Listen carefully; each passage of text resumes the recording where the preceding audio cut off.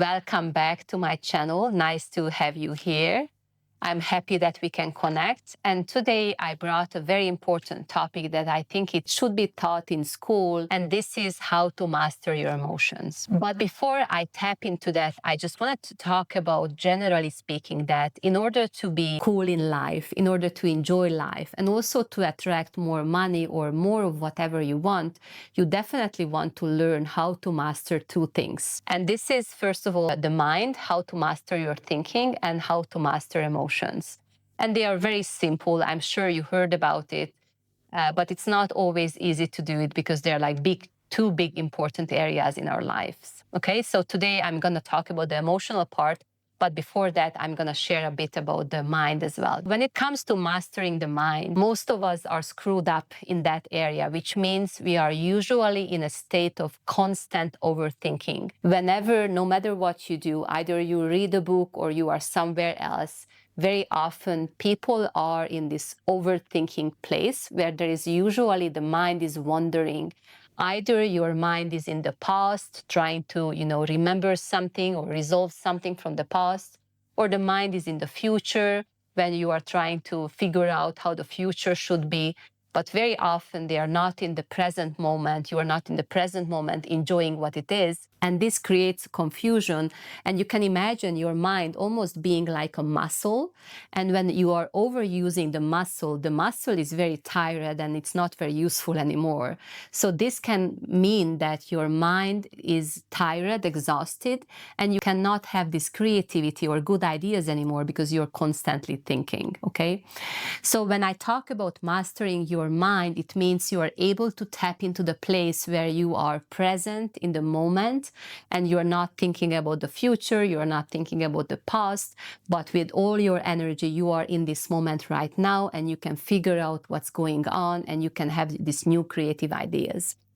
You can check other people whenever you are meeting with them, whether they are present or not. So last time I went into a networking meeting and I was talking to people and I could already see that their mind is wandering. They were not really with me. I'm not sure where they went, right? But they were definitely not with me in the moment. And you can check it as well with different people. You can test them, how is their mind.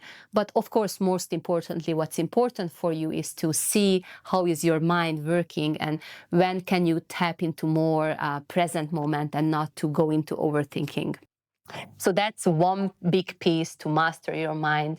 And as I said, today we're going to talk about emotional mastery, which is the other big piece of life. Emotions are these beautiful, messy things that we have. And right now, most of the people are also a bit messed up emotionally as well. And when we usually have two main problems with the emotions. First of all, we don't know what to do with the negative emotions. And second of all, we are not able to hold on to positive emotions for a long time. Okay, so let me talk about them a bit. So when we have negative emotions, we don't know what to do with them. We don't learn in school, we don't know what to do. And therefore, we usually either try to suppress the negative emotions. Maybe you are angry and you try to hold it down. Or maybe some people are not holding it down, they are bursting out from anger, but then they are stuck in anger for some days or even for years. So most of the people, they don't know what to do with them, generally speaking, suppressing the emotions, or sometimes they don't even feel the emotion whatsoever. Most of the time, they're spending their time in their head, thinking, but they're not connected with their emotions. And then the other big problem we have like a little bit of happiness going on, a little bit of joy, but this joy and happiness usually takes on or holds for like 5 minutes and then it's gone. And then you are back into the sad place or in the angry place again. Emotional mastery for me means that, first of all, you have a tool where you are able to handle your negative emotions and you can tap into the positive emotions more and more. And you can stay there for a longer period of time, ideally for most of the time in your life. And you can already understand that once you have this emotional positivity, not the fake one where you're forcing yourself to be positive, but the real emotional positivity, and you are able to master your mind, you can basically create anything you desire with that. Because once you are positive, you will be magnetizing other people, you will be magnetizing money. Why do we want to work with emotions? So first of all, Whenever we have these suppressed negative emotions, in order to suppress that in your system and to hold down, this requires extra energy. And usually this makes people to be tired and exhausted. And it's not because they work a lot, that also can be the reason, but very often they are tired and exhausted because they have this lots of energy suppressed in their system, and that's not good for them. So if you want to have more energy and more flow, you definitely want to work with the negative emotions. The other important reason why you want to work with negative emotions is because they are creating stuckness in the body as well. And for a long period of time, if you have them, that can create definitely some physical sickness or physical symptoms in the body, because it's almost like a blockage in your system and there is not enough flow, and then the body cannot heal itself. So therefore, if you want to have more energy, more health, you definitely want to learn how to handle your negative emotions. When you think about what you want in your life, most of the time we actually want the positive emotions, okay? So it looks like you want to have the money. It looks like you want to have the new dress. It looks like you want to have the new love. And of course, all of them are amazing. But at the end of the day, you want the emotion. So for example, when it comes to money, you want a lot of money because you want to feel safe and supported. When you want to have like a next level love in your life, you want it because you want to feel appreciated, you want to feel seen, you want to feel accepted.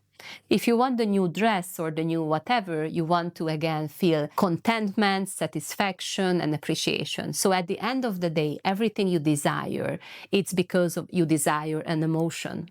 And just imagine if you are able to tap into the positive emotions before having that thing. That's already happiness before things are happening, you know? So you don't need the new dress to be happy. You don't need the new lover to be happy. You don't need the next level money to be happy. You can already tap into contentment and happiness before they happen. And of course, once they happen, that's also a very cool thing, but you can already master the feeling before things are happening. And that's just such a cool thing because it creates a freedom for you. You are not dependent anymore by external things. You are not dependent anymore by money or other things.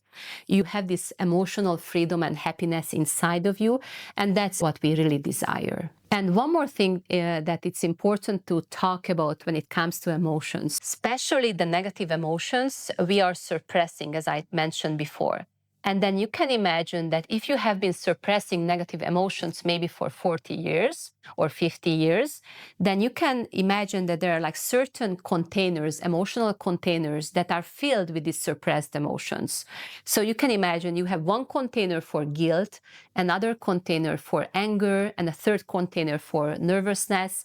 And you can imagine that those containers might be totally full with those emotions. And that can create two problems. First of all, you can, even with little situations, you can be angry, or this anger can come out of your system very quickly.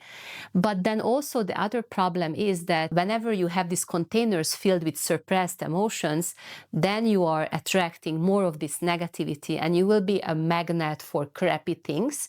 You will be attracting people or situations where you can experience them over and over again.